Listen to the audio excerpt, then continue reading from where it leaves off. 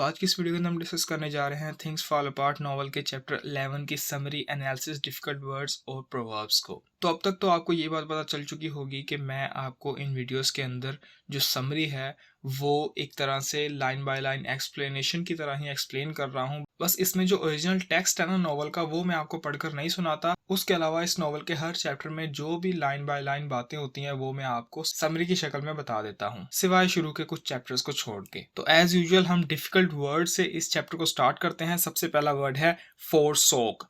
फोरसोक का मतलब होता है किसी का साथ छोड़ देना। उसके बाद वर्ड है नुआइकी। ये ना ओकोनकोवो के घर के पास या फिर आप कह लें कि उडाला ट्री के साथ रहने वाली औरत का नाम है। उसके बाद वर्ड है मॉर्टर। ये ना किसी भी चीज को कूटने वाला बर्तन होता है, यानी जिसके अंदर हम किसी भी चीज को कूटते हैं। और उसके बाद है पेस्टल। ये वो डंडा होता है जिससे वो चीज उस बर्तन में कूटी जाती है। यानी मोटर जो है ये वो वाला बर्तन जिसके अंदर कोई चीज कूटी जाती है, और पेस्टल उस डंडे को कहते हैं जिससे वो चीज उस बर्तन के अंदर यानी मोटर के अंदर कूटी जाती है। उसके बाद वर्ड है ओकीकी। ये वो वाला आदमी है जिससे ना ओकोनकोवो नस्वार लेता है, लेकिन वो नस्वार ना ओकोनकोवो को सही नहीं लगती। उसके बाद वर्ड है साल्ट पेटर। ये ना KNO3 को कहते हैं। उसके बाद है इडिगो। ये भी वो आदमी था जो कि नस्वार बनाता था, लेकिन इसकी जो स्नफ थी यानी नस्वार थी वो कोनकोवो को अच्छी लगती थी। उसके बाद है रेड कैमवुड। ये ना अफ्रीका में एक दरख्त है जिसकी लकड़ी का पाउडर बनाकर ना पेंट के तौर पर उसको यूज किया जाता है। उसके बाद है वॉल्यूबल। ये ज्यादा बात करने वाले आदमी को कहते हैं। उसके बाद है प्लूमेज। नकली जो पंख होते हैं ना उसको कहते हैं प्लूमेज। उसके बाद है होज। होज कहते हैं बेलचे को। उसके बाद है टूफिया ए। ये इग्बू लैंग्वेज का वर्ड है जिसका मतलब होता है थ्रो इट अवे, यानी किसी को कर्ज देने के लिए, श्राप देने के लिए ये इस चैप्टर में यूज किया गया है। उसके बाद है ईव्स। किसी भी छत का वो वाला हिस्सा या किनारा जो कि छत से नीचे होता है ना उसको कहते हैं ईव्स। उसके बाद है लग्जरियंट।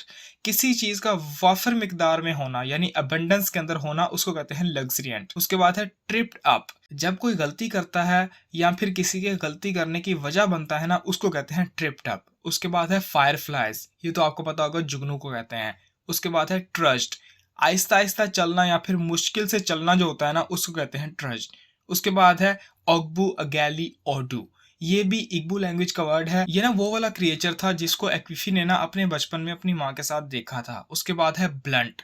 ये वो चीज होती है जो कि ज्यादा तेज नहीं होती। ज्यादातर रेजर के साथ ये वर्ड यूज किया जाता है, मतलब ऐसा रेजर जो कि ज्यादा तेज नहीं होता ना उसको कहते हैं ब्लंट रेजर, और इस चैप्टर में भी ये वर्ड इसीलिए यूज हुआ है। उसके बाद है यूमैची। ये भी इग्बू लैंग्वेज का वर्ड है, और ये ना उनके कबीले का वो वाला गाँव था जो कि सबसे दूर था। उसके बाद है इंसिपियंट। इसका मतलब होता है एक ऐसी चीज जो कि आधी हो और आधी ना हो। जैसे कि चांद जो होता है जब वो आधा निकला होता है तो उसको भी कहते हैं इंसिपिएंट मून। उसके बाद है लूम या फिर लूमिंग।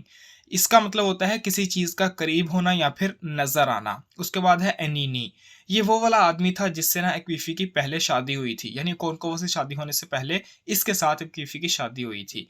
उसके बाद दो फ्रेजेस है जो कि इस चैप्टर में यूज हुई हैं। सबसे पहला है थ्रोट बिगेन टू इच। इसका मतलब होता है परेशान होना। उसके बाद है पैक एट द बोन्स। अब इसके अंदर जो पैक वर्ड है इसका मतलब होता है ठूंगे मारना। जिस तरह से परिंदे होते हैं ना वो अपनी चूंच को चीज के अंदर मार के उसको खाते हैं तो उसको कहते हैं ठूंगे मारना। और पैक एट द बोन्स जो है ये इस चैप्टर के अंदर एक हमें कहानी दिखाई जाएगी, तो उस कहानी से ये फ्रेज जो है ये उठाई गई है, इसलिए बोन्स का वर्ड यहाँ पे आया है। तो मतलब परिंदे जो होते हैं जब वो हड्डियों को ठूंगे मार के मतलब खाने की कोशिश करते हैं उसका यहाँ पे मतलब है पैक एट द बोन्स। अब हम अपनी समरी को स्टार्ट करते हैं। इस चैप्टर के शुरू में ना हमें रात का टाइम दिखाया जाता है और बताया जाता है कि रात बहुत डार्क है, और अब ना दिन भी ऐसे चल रहे हैं कि चांद भी डॉन के टाइम निकलता है, यानी सुबह होने से थोड़ी देर पहले। और जब भी इस तरह शाम को निकलने के बजाय चांद रात के आखिरी टाइम में निकलता है ना तो वो रात बहुत ही ज्यादा डार्क होती है। एजिनमा और इसकी माँ एक्वीफी यैम फूफू और पत्तों का ना कड़वा सूप पीने के बाद फर्श के ऊपर एक मैट के ऊपर लेटी हुई होती हैं। एक पाम ऑयल से जलने वाला लैंप भी जल रहा होता है जो कि येलो कलर की लाइट दे रहा होता है।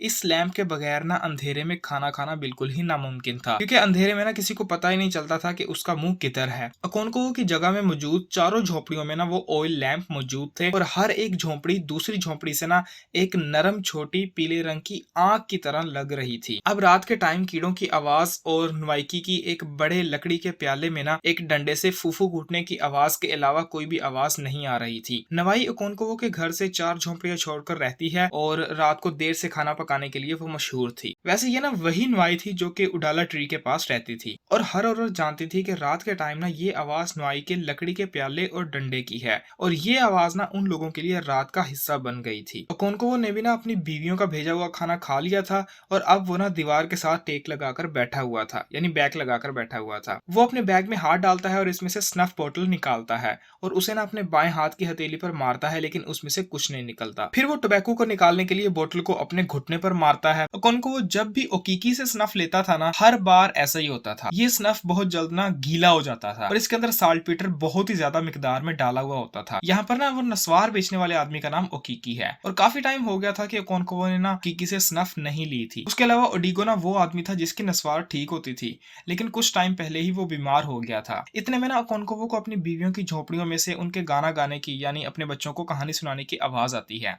एक्वीफी और अजिन्मा फर्श पर मौजूद मैट पर बैठी एक दूसरे को कहानियां सुना रही थी और अब एक्वीफी की बारी थी। तो एक्वीफी बताती है कि एक दफा का जिक्र है कि सब परिंदों को ना आसमान पर एक दावत के लिए इनवाइट किया जाता है। वो सब बहुत ही खुश थे और दावत की तैयारियां शुरू कर देते हैं। वो सब ने अपनी बॉडी के ऊपर रेड कलर की कैम्प वुड से पेंट करते हैं और उली की मदद से ना खूबसूरत पैटर्न्स भी बनाते हैं। उली मैंने आपको बताया है कि एक पौधा है जिससे ना एक कलर बनता है जिसको सुखाकर डिजाइन बनाए जाते हैं। टोर्टोइस यानी कछुआ जो होता है ना, वो इन सब तैयारियों को देखता है और समझ जाता है कि ये क्या हो रहा है। वो इसलिए क्योंकि ये ना बहुत ही ज्यादा चालाक था और जानवरों की दुनिया में ना जो कुछ भी होता था वो इसे हमेशा मालूम होता था। जैसे उसे आसमान पर दावत के बारे में पता चलता है ना, तो वो थोड़ा बौखला जाता है क्योंकि इन दोनों में ना कहत चल रहा था, यानी फेमीन चल रहा था और कछुए ने ना तकरीबन 2 महीनों से कोई अच्छा खाना नहीं खाया था। उसके शेल के अंदर उसकी बॉडी एक सूखी लकड़ी की तरह इधर उधर लगकर आवाज कर रही थी, तो इसलिए उसने भी ना इन परिंदों के साथ आसमान पर दावत पर जाने का प्लान बनाना शुरू कर दिया। तो अजीमा कहती है कि कछुए के कौन सा पंख थे,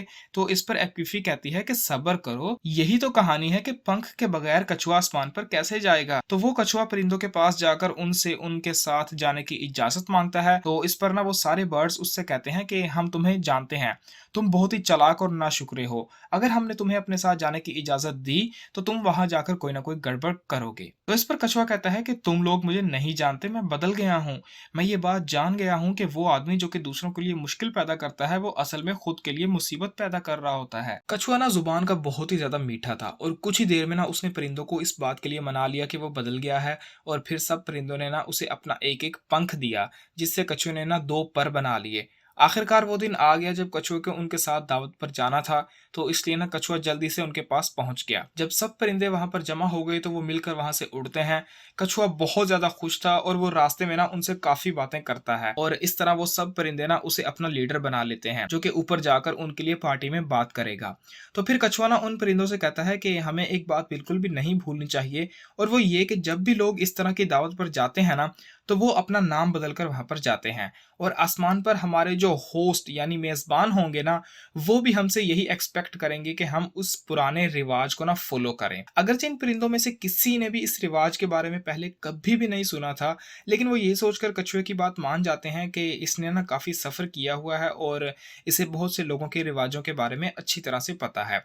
तो फिर हर परिंदा ना अपने लिए एक नया नाम चूज करता है और कछुआ कहता है कि उसका नाम होगा ऑल ऑफ यू। आखिरकार वो आसमान पर पहुंचते हैं और उनके होस्ट उनको आसमान पर देखकर बहुत ज्यादा खुश होते हैं। कछुआ ना अपने रंग बिरंगे परों में खड़ा उनका शुक्रिया अदा करता है और उसके बाद ना वो एक ऐसी स्पीच देता है कि सब परिंदे ये सोचकर खुश होते हैं कि ये इनका लीडर है। अब उनके होस्ट कछुए को ना उन परिंदों का लीडर समझते हैं क्योंकि वो ना सबसे अलग लग रहा होता है। फिर इन परिंदों के सामने कोलानट प्रेजेंट करने के बाद उनके होस्ट उनके सामने ना सबसे अच्छा खाना पेश करते हैं। ये वो सब खाने थे जिनके बारे में ना तो कछुए ने कभी सोचा था और ना ही कभी इनको देखा था। सूप तो अभी अभी आग से उतर कर आया था और उसी बर्तन में था कि जिसमें वो पकाया गया था। इस सूप में गोश्त और मछली दोनों थे। तो कछुआ ना इसे सूंघने लग जाता है। वहां पर कूटी हुई यैम भी थी और यैम का बना हुआ सालन भी था, जो कि पाम ऑयल और ताजा मछली से बनाया गया था। वहां पर कुछ बर्तनों में ना पाम वाइन भी थी।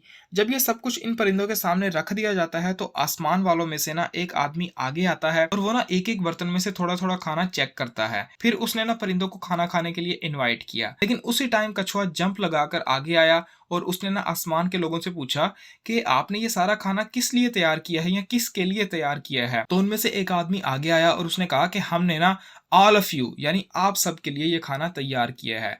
तो वो कछुआ इन सब परिंदों की तरफ मुड़ता है और कहता है कि तुम सबको याद होगा कि मेरा नाम ऑल ऑफ यू है। तो ये यहाँ का रिवाज है कि ये लोग ना लीडर को पहले खाना देते हैं और बाकियों को बाद में। इसलिए जब मैं खाना खा लूंगा तो ये लोग तुम्हें खाना दे देंगे। फिर वो कछुआ खाना खाने लग पड़ता है और सारे परिंदे गुस्से में उसे देखते हैं। आसमान के लोग भी सोचते हैं कि शायद ये इन लोगों का रिवाज है कि उनका लीडर पहले खाना खाता है और बाकी बाद में। तो इस तरह ना सबसे अच्छा खाना कछुआ खा लेता है और वो 2 प्याले पाम वाइन के भी पीता है। तो इस तरह से ना उसका पेट पूरा भर जाता है और उसकी बॉडी जो कि पहले उसके शेल में लगकर आवाज कर रही थी, वो पूरी तरह से भर के ना शेल के साथ लग गई थी। फिर वो बेचारे परिंदे वहां पर कछुए का बचा कुचा खाना खाने के लिए जमा होते हैं। कुछ परिंदे तो इतने गुस्से में होते हैं कि वो खाना खाए बगैर ही उड़कर चले जाते हैं। लेकिन जाने से पहले हर परिंदा ना कछुए से अपना पंख ले लेता है। तो अब कछुए के पास पर नहीं होते तो वो परिंदों से कहता है कि वो ना इसका एक मैसेज इसकी बीवी के पास लेकर जाएं। लेकिन सब परिंदे मना कर देते हैं। लेकिन आखिर में पैरेट यानी तोता, जो कि इससे सबसे ज्यादा गुस्सा होता है ना, वो अपना माइंड चेंज कर लेता है और इसका मैसेज लेकर जाने के लिए तैयार हो जाता है। तो कछुआ उसे कहता है कि मेरी बीवी से ये कहना कि मेरे घर को ना नरम चीजों से भर दे, ताकि जब मैं यहाँ से जंप करूँ तो मुझे कम से कम चोट लगे। पैरेट वादा करता है कि वो इसका ये वाला मैसेज डिलीवर जरूर करेगा। लेकिन जब वो इसके घर पहुंचता है तो वो इसकी बीवी से कहता है कि वो ना सारी हार्ड चीजें लाकर जमा कर ले। तो इसकी बीवी ऐसा ही करती है और वो ना अपने हस्बैंड का बेलचा, माचिस, नेजा, बंदूकें और यहाँ तक कि तोप भी निकाल कर ले आती है। अब ये वाले नाम सुनकर हैरान ना होना, ये कहानी चल रही है। तो कछुए ने ना ऊपर से देखा कि उसकी बीवी चीजें निकाल कर ला रही थी, लेकिन इतनी ऊंचाई से ना वो इन चीजों को देख नहीं पा रहा होता। जब उसे सब कुछ तैयार लगता है तो वो ऊपर से छलांग लगा देता है और फिर एक तोप के गोले की तरह की आवाज आती है और वो ना अपने घर से टकरा जाता है। क्या वो मर गया? अजिन्मा पूछती है। नहीं, एक्वीफी उसके जवाब में कहती है, बल्कि उसका शेल छोटे छोटे टुकड़ों में टूट गया और उनके घर के साथ ही एक मेडिसिन मैन था। कछुए की बीवी ने ना उसे बुलाया और कछुए के शेल के सारे टुकड़े इकट्ठे करके उनको जोड़ दिया। यही वजह है कि कछुए का जो शेल है ना, वो नरम यानी स्मूथ नहीं होता। इस कहानी में कोई भी गाना नहीं है? एजिन्मा पूछती है। नहीं, इसमें कोई भी गाना नहीं है, एक्वीफी जवाब देती है। मैं किसी और कहानी के बारे में सोचती हूँ कि जिसमें गाना हो, लेकिन अब तुम्हारी बारी है अजिन्मा। तो अजिन्मा अपनी कहानी शुरू करती है कि एक दफा का जिक्र है कि एक कछुआ और बिल्ली दोनों ना यैम्स के लिए एक दूसरे से लड़ाई करते हैं। नहीं नहीं नहीं, ये कहानी ऐसे शुरू नहीं होती। अजिन्मा फिर से शुरू करती है और कहती है कि एक बार जानवरों की जमीन में एक बहुत बड़ा कहत आता है। कैट के अलावा बाकी सब जानवर पतले थे और कैट बहुत ही मोटी थी। उसकी बॉडी ऐसे थी कि जैसे उसके ऊपर किसी ने तेल लगाया हो। लेकिन इतने में ना एक तेज भारी आवाज आती है, जिसकी वजह से अजिन्मा अपनी कहानी रोक देती है। ये काइलो थी, जो कि एक्बाला गॉड की प्रीस्टेस थी और ये कुछ पेशन गोई यानी प्रोफेसी कर रही थी। ये कोई नई बात नहीं थी। कई बार वो अपने गॉड की स्पिरिट से ना पोसेस हो जाती थी और प्रोफेसी करना शुरू कर देती थी। लेकिन आज वो ओकोनकोवो के बारे में प्रोफेसी कर रही थी, इसलिए उसकी सारी फैमिली ना काइलो की बात सुन रही होती है। इन लोगों की कहानियां भी वहीं पर रुक जाती हैं। वहां पर ना एकबाला डू, एकबाला किनी ऊ की आवाजें आ रही थी। फिर ये आवाज आती है, ओकोनकोवो एकबाला इकिनी ग्यू एकबाला कोडू इफू ओडा या अजिन्मा ऊ। ये वो वाला मंत्र था जो कि काइलो प्रीस्टेस जो थी ना, वो बोल रही थी। तो जैसे अजिन्मा का नाम आता है ना, तो एक्वीफी एक ऐसे जानवर की तरह कि जिसने हवा में अपनी मौत को सूंघ लिया हो, उसकी तरह ना अपना सर घुमाती है। उसका दिल तेज तेज धड़कना शुरू हो जाता है। अब वो प्रीस्टेस यानी काइलो ना ओकोनकोवो की झोपड़ी के पास पहुंच गई थी और ओकोनकोवो से बात कर रही होती है। वो बार बार कह रही होती है कि एकबाला उसकी बेटी अजिन्मा को देखना चाहता है, लेकिन ओकोनकोवो उसे रिक्वेस्ट करता है कि वो सुबह आए क्योंकि अभी अजिन्मा सोई हुई है। लेकिन काइलो उसकी बात नहीं सुनती और बार बार कहती रहती है कि एकबाला उसकी बेटी से मिलना चाहता है। उसकी आवाज मेटल की तरह तेज थी और ओकोनकोवो के बच्चे और बीवियां दूसरी झोपड़ी में से साफ साफ उसकी आवाज को सुन सकते थे। ओकोनकोवो उसे अभी भी ये कह रहा होता है कि अजिन्मा बीमार है और अभी सोई हुई है। उसे एक विफी अभी अभी लेके गई है और अपने बेडरूम में ले जाकर उसे बम्बू के बेड पर लिटाया हुआ है। वो प्रीस्टेस अचानक चिल्लाती है और ओकोनकोवो से कहती है कि ध्यान करो ओकोनकोवो। वो ओकोनकोवो को वार्न करती है और कहती है कि एकबाला के सामने बात करने से बचो। जब गॉड बोलता है तो क्या कोई इंसान बोल सकता है? बच के रहो ओकोनकोवो। वो ओकोनकोवो की झोपड़ी से होती हुई एक्वीफी की झोपड़ी में जाती है और ओकोनकोवो भी उसके पीछे ही होता है। एक्वीफी, वो चिल्लाती है। एकबाला तुम्हें ग्रीट करता है। मेरी बेटी अजिन्मा कहाँ पर है? एकबाला उसे देखना चाहते हैं। एक्वीफी अपने बाएं हाथ में ऑयल लैंप पकड़े हुए अपनी झोपड़ी से बाहर आती है। वहां पर हवा चल रही थी, इसलिए ना एक्वीफी ने अपना दायां हाथ उस लैंप के साथ लगाया हुआ था ताकि वो बुझ न जाए। नोए की माँ भी अपने एक हाथ में लैंप उठाए अपनी झोपड़ी से बाहर आ जाती है और उसके बच्चे अंधेरे में खड़े ये सब कुछ देख रहे थे। अकोनकागुआ की तीसरी और सबसे छोटी बीवी भी वहां पर आ जाती है। फिर एक्वीफी पूछती है कि इकबाला मेरी बेटी अजिन्मा से कहाँ पर मिलना चाहते हैं। तो उसके जवाब में प्रीस्टस कहती है कि इकबाला अपने घर जो कि पहाड़ियों और गुफाओं में है, वहां के अलावा कहाँ पर उसे देखना चाहेंगे। मैं भी तुम लोगों के साथ चलूंगी। एक्वीफी तेजी के साथ कहती है टूफियाए। प्रीस्टस के जवाब में कहती है, इसका मतलब होता है थ्रो इट अवे, यानी वो यहाँ पर एक्वीफी को कर्ज कर रही होती है। उसकी आवाज ना गर्मियों में बादलों के गरजने की तरह थी। तुम्हारी हिम्मत कैसे हुई कि तुम अपनी मर्जी से इकबाला के पास जाना चाहती हो। ऐ औरत, इकबाला के कहर से बच जा, इससे पहले कि वो तुम पर अपना गुस्सा दिखाए। जाओ अपनी बेटी को लेकर आओ। एक्विफी अंदर जाती है और एजिन्मा को लेकर आती है। तो प्रीस्टस ने एजिन्मा से कहती है कि आ जाओ मेरी बच्ची, मैं तुम्हें अपने कंधों पर लेकर जाऊंगी। क्योंकि जब एक बच्चा अपनी माँ की कमर से लिपटा होता है ना, तो उसे अंदाजा नहीं होता कि सफर कितना लंबा है। ये यहाँ पर ना एक प्रोवर्ब है जो कि मैं आगे जाके आपको एक्सप्लेन करूंगा। एजिन्मा रोने लग पड़ती है। वो कायलो के ना इसे माई डॉटर कहने की आदी तो थी, लेकिन इस बार जिस कायलो को वो देख रही थी ना, वो कोई और थी। तो प्रीस्टस कहती है रो मत मेरी बच्ची, नहीं तो इकबाला तुमसे गुस्सा हो जाएगा। फिर एक्वीफी एजिन्मा से कहती है कि ना रो मेरी बच्ची, कायलो बहुत जल्द तुम्हें मेरे पास वापस ले आएगी। चलो मैं तुम्हें मछली खाने के लिए ला कर देती हूँ। फिर वो अंदर जाती है और काले रंग की टोकरी लेकर आती है जिसमें उसने ना सूप बनाने के लिए सूखी हुई मछली और दूसरी चीजें रखी हुई थी। वो एक टुकड़े को दो में तोड़कर एजिन्मा को देती है जो कि इससे लिपटी हुई थी। फिर एक्वीफी एजिन्मा के सर को जो कि बीच में से शेव किया हुआ था और जिससे बालों का एक पैटर्न बना हुआ था, उस सर को सहलाती है और उससे कहती है कि तुम ना डरो। फिर वो दोनों बाहर चली जाती हैं। वहां कायलो अपने घुटनों पर झुक जाती है और एजिन्मा उसकी बैक पर चढ़ जाती है और एजिन्मा के बाएं हाथ में ना मछली का टुकड़ा और आंखों में आंसू होते हैं। कायलो फिर से अपने गॉड इकबाला के लिए वही गाना गाना शुरू कर देती है कि इकबाला डू इकबाला किनी ऊ। वो जल्दी से मुड़ती है और कोनकोवो की झोपड़ी में से बाहर जाने लगती है और झोपड़ी के किनारों से जो कि ज्यादा नीचे होते हैं वहां से झुककर बाहर निकल जाती है। एजिन्मा अब ऊंची आवाज में रो रही होती है और अपनी माँ को बुला रही होती है। आहिस्ता आहिस्ता इन दोनों की आवाजें अंधेरे में गुम हो जाती हैं।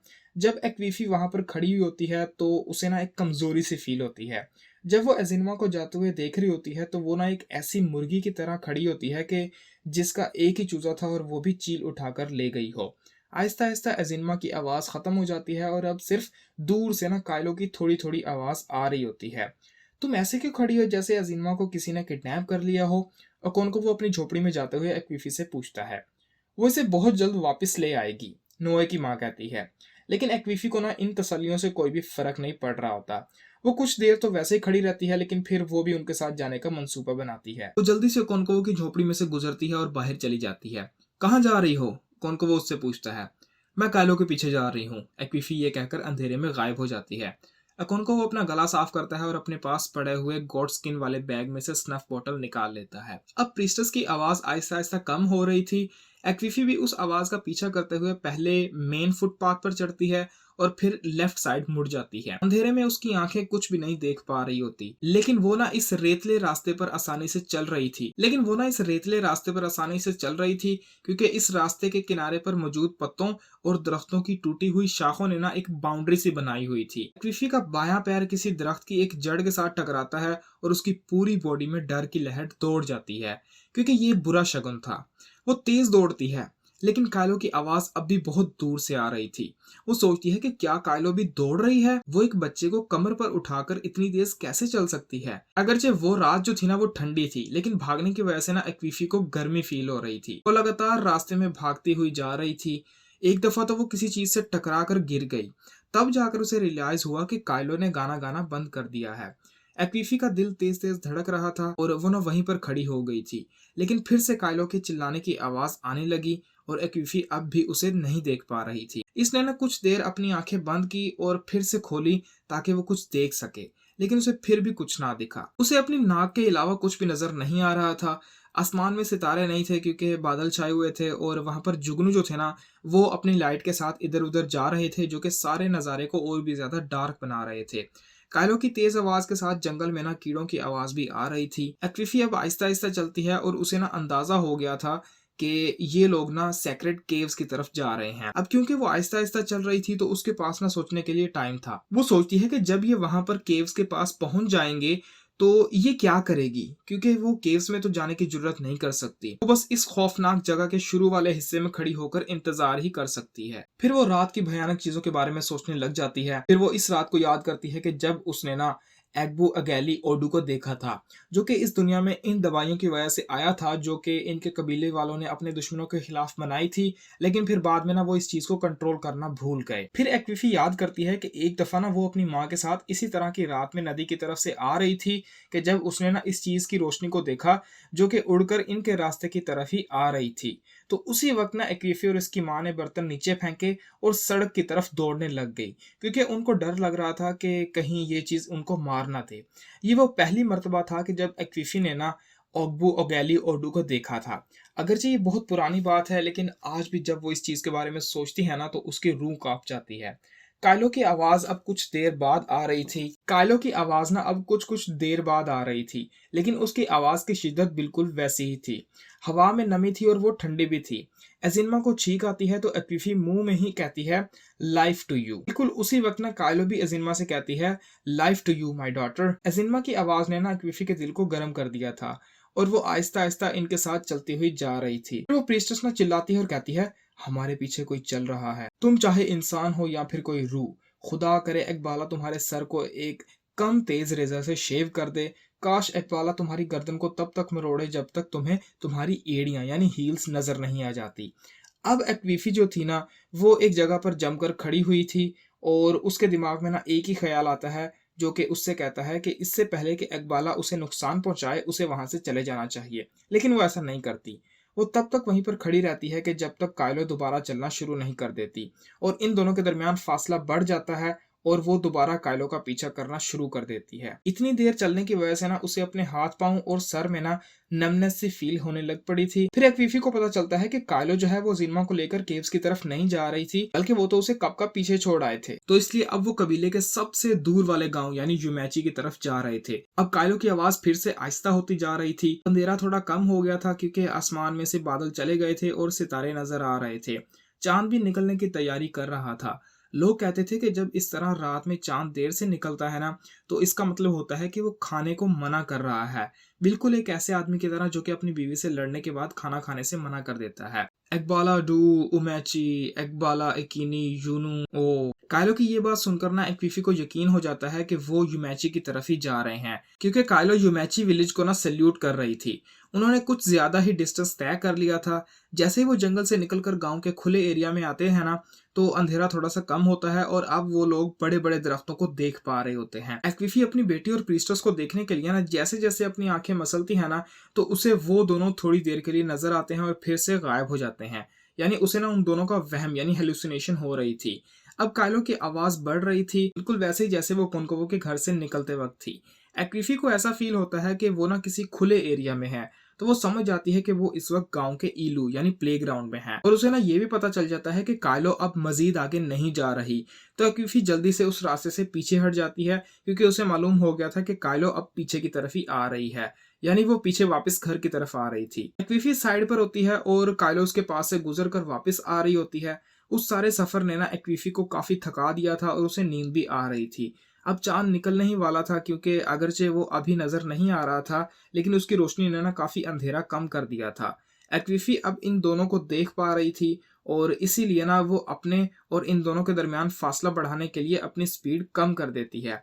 उसे डर भी लग रहा होता है कि अगर काइलो अचानक मुड़ गई और उसने उसे देख लिया तो क्या होगा। पहले वो दुआ कर रही थी कि काश चांद जल्दी से आसमान पर निकल आए, लेकिन अब इस चांद की आधी रोशनी उसे अंधेरे से भी ज्यादा डरा रही थी, क्योंकि उसे ना बार बार लोग या फिर कोई और चीज नजर आ रही थी, जो कि कभी उसके सामने आती थी और दूसरे ही लम्हे किसी और शेप में चेंज होकर गायब हो जाती थी। एक टाइम तो ऐसा आता है कि एक्विफी इतनी डर जाती है कि वो काइलो को अपने साथ चलने के लिए बुलाने ही वाली होती है, लेकिन वो ऐसा नहीं करती।